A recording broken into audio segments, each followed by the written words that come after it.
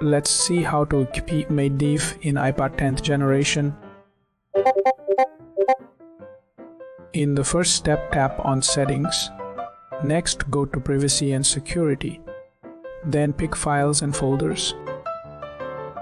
In the next step, launch the Files app.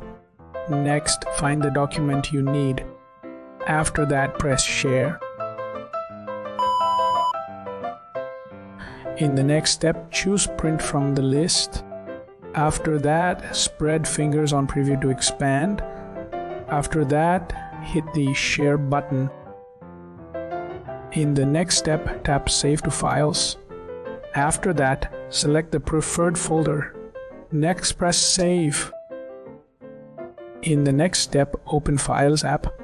Next, find the stored PDF. Later, tap it to view.